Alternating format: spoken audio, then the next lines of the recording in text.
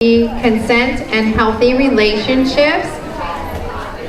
Our speakers are going to be Shannon, Lancaster, and Rosanna, Cacace. If I can have them come forward, please.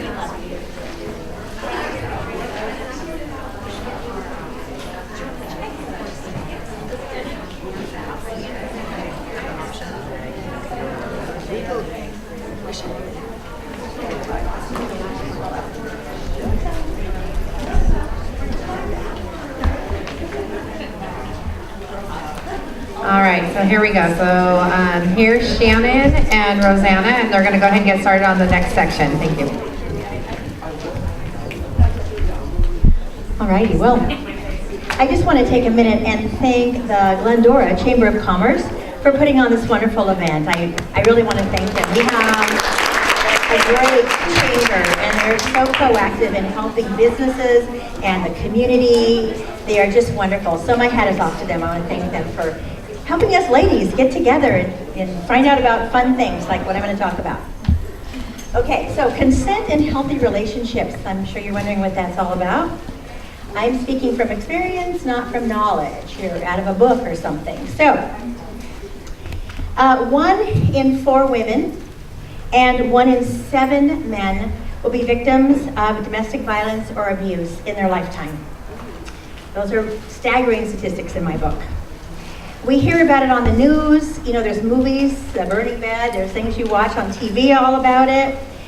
We know that it exists somewhere, but we aren't really sure and understand where that might be. It could be as close as your neighbor, your friend, a coworker, a relative. I was 25 when it began. I did not even know that it existed. I spent all of my youth in ballet class or studying for school. I was always straight A's on the honor roll. When I went to college, I took 28 units a semester. I still danced, I performed, I was in companies. I was very busy. I had a very loving family. What did I know about this wonderful subject? I got married at 25, and the first year I thought was really good. I thought it was supposed to be kind of like that. I didn't really know. It was typical, but then I started feeling him pull away a little bit. I became less important, and his time away from me was far too often. And so let me just stop here and I'll fast forward 18 years later. Yeah, that's how long it took me for this journey and to get out of it. It was pretty textbook, and it is textbook, which we will talk about a little bit. It was just never a textbook that I had read. So it starts really slow. It starts slowly, and first it's the verbal abuse. If I asked where he'd been, well, who was I to ask him? How he was off doing wonderful things for us and going to make $1 million, and how I was jealous, I was nosy, I was lots of things. So, didn't dare ask what he was doing. What you don't realize is happening is that pretty soon you start to believe him. You believe the things that he's saying about you. He says, oh, you're stupid, or your self-confidence goes right down the drain. And before you know it, you believe him. And you're pretty sure you can't do much of anything. When I wanted to open up the studio, he says, well, what do you know about opening a business? Why would you do that? I said, because it's what I love and it's what I want to do. And he had nothing to do with it, wouldn't let me do it, and I actually had to do it when he left for like 10 days. I just went out and did it because at that point I was getting a little bit stronger. So the verbal abuse is bad. You start thinking that you're not worth anything, your self-confidence goes down the drain. I was always the brunt of the jokes. He would make jokes and I was the brunt of them. And I'd say, well, that's not really funny. I don't really want to be the brunt of your jokes. And he'd say, you just don't have a sense of humor. And I went, well, I think I do. It's just not the same as yours. I started realizing that we moved from San Diego to Glendora in 1978, which worked perfectly for him because it moved me away from family, friends, everyone, which is one of the first things they start doing, is isolating you from your family and your friends. Because heaven forbid that you tell your friend about this crazy behavior, and they say, well, that's crazy behavior, and you shouldn't be doing that. They don't want that to happen, so they keep you far away from that, so that you just think that, you're the crazy one. Nothing was ever, I spent day after day trying to make him happy. And that was my life, was whatever I could do to make him happy. Well, nothing made him happy that I could do, which I did not know. I don't even remember when the physical abuse started. It's kind of one of those things you put in the back of your mind. I just remember that I would pray constantly that he would not come home. From being that young wife who would make dinners that he would never show up for and hoping he'd come home, to praying that he never would. I tried to pretend that my world was great. Somebody in this situation, ladies, doesn't want anyone to know. The last thing you want to do is share this with anyone. So you keep it a deep, dark secret, and you pretend like your little white picket fence is perfect. And you end up trying to just survive. You're hoping that the next day is better than the last one. And so you just spend, your energy levels are just incredibly low. You want to make sure that every day you just get up and get through it. I made sure by now I had 3 children, 3 small children, and I made darn sure that he never got anywhere near them. Or for sure you would have seen me on the evening news. But here's where I left, I came back, I left, I came back, and this is where the cycle starts. They have a cycle. They start with the intimidation, and it goes all the way around, and then the abuse happens, and then they're sorry.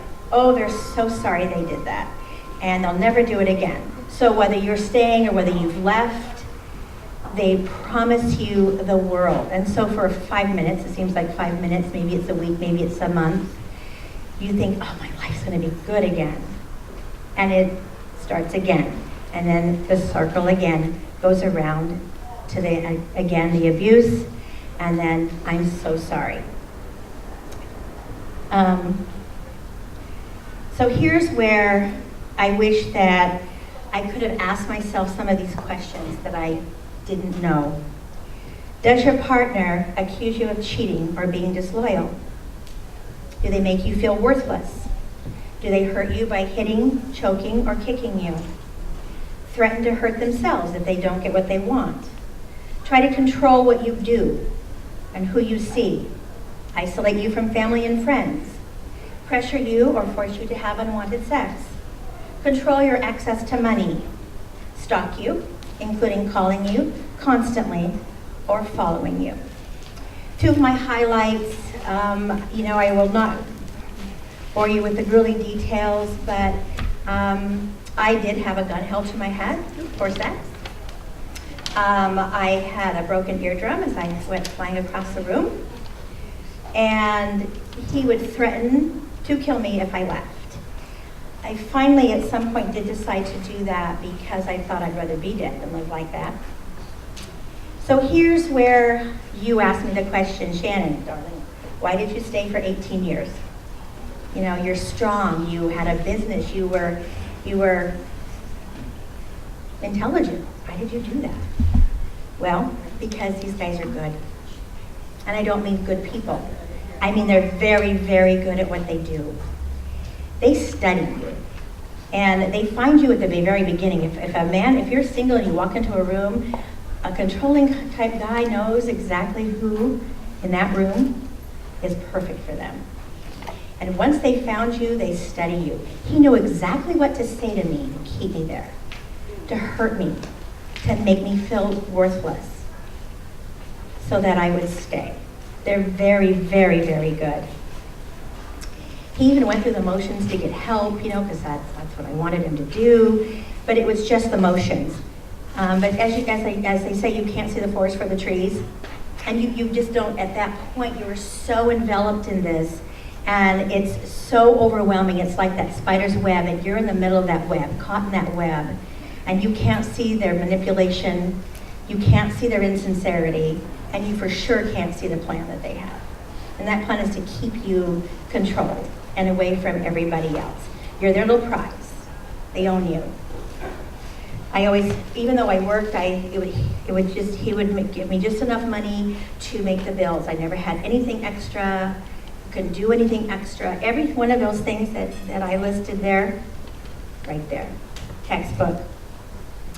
Here's the good news though, ladies. As I got older, I got stronger. I developed this, oh, I'm so sorry, I'm gonna talk faster. 5 minutes, okay, I'm almost done. So as I got older though, I developed this rubber band theory, okay, and I gave it to my daughters, it's really cool. Okay, you can pull a rubber band, right, back and forth and 1,000,000 times, right? But at some point that rubber band is going to break. How do you put a rubber band back together again? Well, thank God you don't.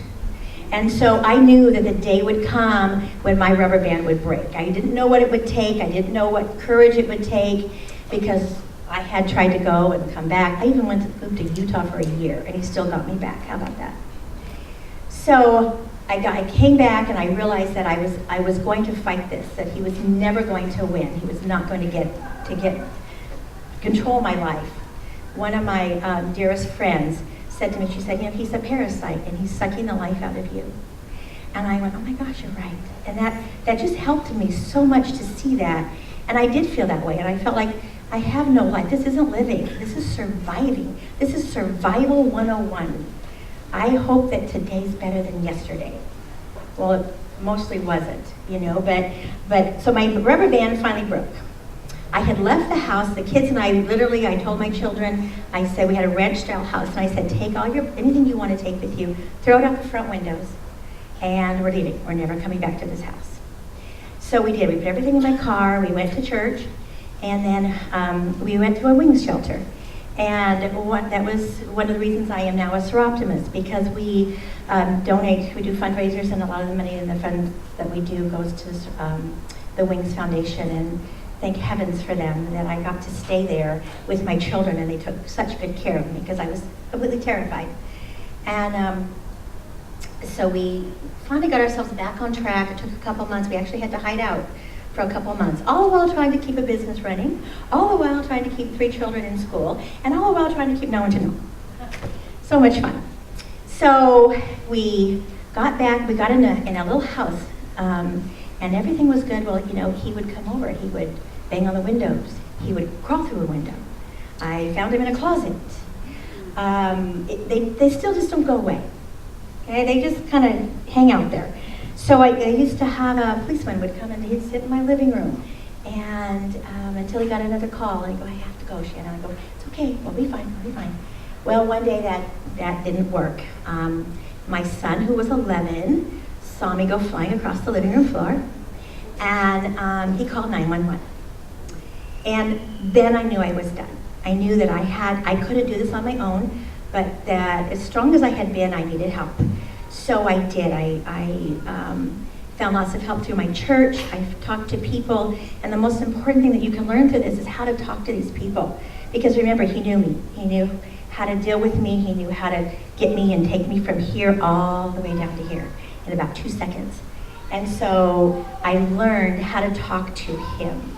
You know, he used to say to me, well, what happened to my sweet little Shannon? And I said, you, or what happened to your sweet little Shannon? You know, I got tough, and I got not mean, but I got not defensive. You can't be defensive. You have to be very proactive with them. And when their words don't work, then they have nothing. And I learned that my little catchphrase is actions speak louder than words, because they're full of words, words that will just captivate you, and especially words that you need to hear. I started watching actions, only actions, and boy, are they different than the words. And that taught me everything I needed to know till I was completely done. So eventually, with the help of my church and people, restraining orders and all that good stuff, everything was much better. We eventually moved on, and I'm just so grateful for the opportunity that I had to learn that this was out there, but more importantly, to learn who I was. It did force me to work on who I was. And in closing, I just want to say to you, domestic violence does not discriminate. It happens in all walks of life, heterosexual couples, same-sex partnerships. It occurs in all age ranges, ethnic backgrounds, and economic levels. And while women are more commonly victimized, men are also abused as well. The bottom line is that abusive behavior is never acceptable, whether it's from a man, a woman, a teenager, or an older adult. These relationships can destroy your self-worth, lead to anxiety and depression, or as we know, way worse. If you or someone in your family you know or friends, if you see any of this kind of behavior, if something happens in a family situation and you're embarrassed for your family to see it, there's a red flag. If you're blamed for their behavior, well, you're the reason I do this. If you weren't such a, whatever, I wouldn't be like this. Well, that's a red flag. If you wonder if you're the crazy one, I thought for sure I was crazy. I thought for sure it was all me. If you say to yourself, well, it only happened once, there's a red flag. So I say to anyone in this room who might know someone, who might feel like they are part of this, you are not alone. You are not to blame. You do not deserve to be abused. You have rights, and you can get help. Don't be a statistic. I did it, and so can you.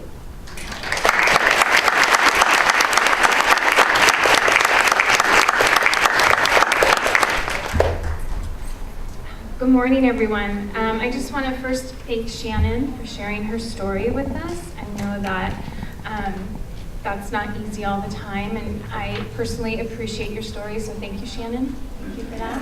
Yes, another round of applause. My name is Rosanna, and I work with Planned Parenthood Pasadena in the San Gabriel Valley. I've been in the field of sexual health education for over 7 years. And a lot of the work that I do is around educating our teens and young adults and even our adults around sexual health and prevention. But beyond talking about birth control, beyond talking about STDs, the majority of the work that I do is talking to our youth and our adults about how to build healthy and positive relationships. I work with parents on how to talk to their youth about sexuality and how to talk to their youth about building healthier relationships. Because what I've learned in the 7+ years of being an educator for Planned Parenthood is that most of our youth, they know about prevention. They know about using condoms. They know where to access birth control. They know to seek out resources. But what they struggle with mainly is open communication, recognizing what a healthy relationship looks like, and recognizing what an unhealthy relationship looks like. And in terms of parents and caregivers, they struggle sometimes, or we struggle sometimes, with how do we broach the conversation of sex in general, right? Because that's awkward sometimes. But then how do we talk about this relationship stuff, right? Because that can be very challenging. And so, coming from an educator standpoint, what I'd like to talk about mainly with you all today is, well, how do we do that? How do we talk about building healthy relationships? So the first and foremost is to know that, research out there shows that teens in romantic relationships, if they're positive relationships, will lead to better and healthier experiences as they grow older. So having romantic relationships, even at a teen level, is actually a good thing and a healthy thing, as long as we're helping them understand what that looks like. So that's the first thing, is that relationships can be healthy, even at a teen, in your teen years. The other thing is to recognize that we have to model healthy relationships. So how many of you are either parents, caregivers, grandparents in the room? Or mentors? Okay, yeah, that's what I figured. So think about how you communicate in your household. How do you communicate with them? How do you communicate with your romantic partners? Because we learn more by observation than we do by the lectures that we get from our parents, especially in terms of our teens. So how do you deal with conflict and resolution in your household is very important, because that's what they're gonna base their relationship on most of the time, right? So, and how do we help our teens recognize what their boundaries and expectations are? Because if they don't have the skills to be a good communicator, they're not going to be able to talk about negotiation of condom use when they're in a relationship. How do they talk about getting tested, or if their partner's ever been tested for STDs, right? How do they talk about what they're comfortable or not comfortable in the bedroom? Because these are the things that they need to talk about, but they don't know how because they haven't had the opportunity to practice or have someone talk to them about, well, how do I ask my partner if they've ever been tested without getting into a big argument about it, right? And what am I comfortable doing or not doing in the bedroom? So as a mentor, as parents, as caregivers, having those conversations with your youth about, well, what are your boundaries? What are your expectations in a relationship? And really have them think about it. You know, what are you comfortable doing? Have those challenging conversations because it's really beyond condom use. It's really beyond just having the conversation of getting tested and getting on birth control. It's talking to them, well, have you been able to express your boundaries and expectations to your partner? And if they don't know how to do that, then we gotta help them practice that in the home. When I was growing up, I come from a big Middle Eastern and Italian family, so there's a lot of us. And I would have to go and kiss all my aunts and uncles and my grandparents, whether I liked to or not. And I'm told, you go give so-and-so a kiss. Right there is a moment when, if I didn't want to go kiss a family member, my boundaries were being exploited and no one even realized it. Right? How many of us, and you don't have to raise your hand if you want to, but how many of you have said, go kiss so-and-so, right? But did we ever consider that that child maybe didn't want to, right? And so in that small little innocent moment, we are not indirectly teaching our kids that, you know, it doesn't matter how you feel. But if that person wants a kiss or a hug, it's okay. So we're totally negating their boundaries. And so what happens when they're older and their partner wants to do stuff in the bedroom that they're not comfortable doing? Or if their partner's telling them what to do or change your clothes, right? Because they don't like what you're wearing, right? Because that's common, right? It can happen. Right, so it's those little things that we need to really pay attention to in terms of mentoring our youth and having those conversations with your youth about, well, what are you comfortable with? Have you been able to tell your partner, you know, I'm not okay with this right now, right? That's how we can avoid getting into these unhealthy relationships. Because the truth of the matter is every relationship going to be healthy 100% of the time? Is that realistic? Absolutely not. That's impossible because we are all imperfect beings. But what's important is to recognize when the relationship is unhealthy. But we can't do that if we don't have these conversations and learn what a healthy relationship is. So ideally, a healthy relationship has equality, has trust, open communication, listening, which most of us have a hard time doing because we want to get our words out there.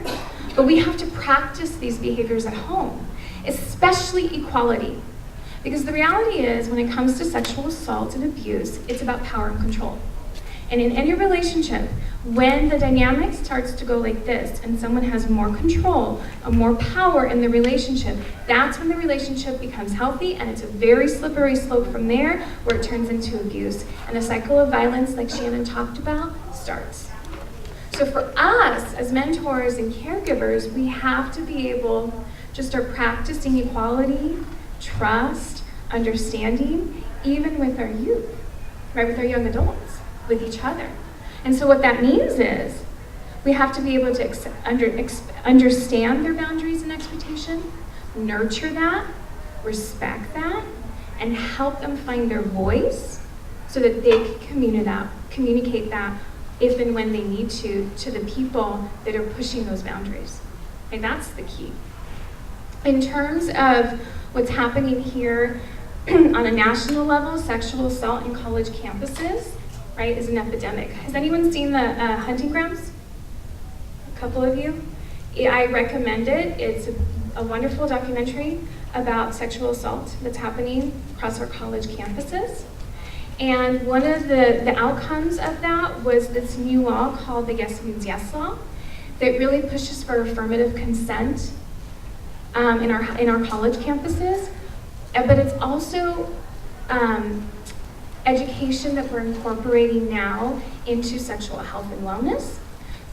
Because affirmative consent is really saying you have to get a verbal yes in terms of sex, right? In the past, when I was growing up, it was no means no, right? Just say no. Say no to drugs, say no to sex, and you're good. But the reality is, what happens when you're frozen and you can't say no? What happens if you're feeling coerced, right, being pressured to have sex, and you say yes, but it's not really from your own free will? So talking about consent, right, incorporating that into your ongoing conversations of sexuality and relationships will also give your youth and your young adults the tools for them to communicate their needs, right? Because they need to understand that consent, the way we talk about consent today, it has to be verbal, it has to be conscious, meaning they can't be under any type of substance, drugs or alcohol whatsoever. It can't be coerced, meaning no one should be pressuring them to do anything they don't want to do, especially when it comes to sex, okay? And most importantly, consent can be taken back at any time. They might feel like, yes, they want to go ahead and proceed and do this, but then something might happen, and they need to have the freedom to say, you know what, I don't want to do this anymore, and their partner has to respect them, right? Sexual assault, unhealthy relationship, domestic violence, whatever buzzwords you want to use, does not discriminate. And it can show up in any type of romantic relationship or any type of relationship. So it's really important that we continue to have these ongoing conversations and really help our youth have a voice, understand how to negotiate safer sex practices, how to maintain their own boundaries, and also to respect their partner boundaries. But they have to, it starts at the home, right? We have to be modeling this behavior so that we can help them help each other, okay? And if you have any questions for Shannon and I, we'd be happy to answer them. Thank you.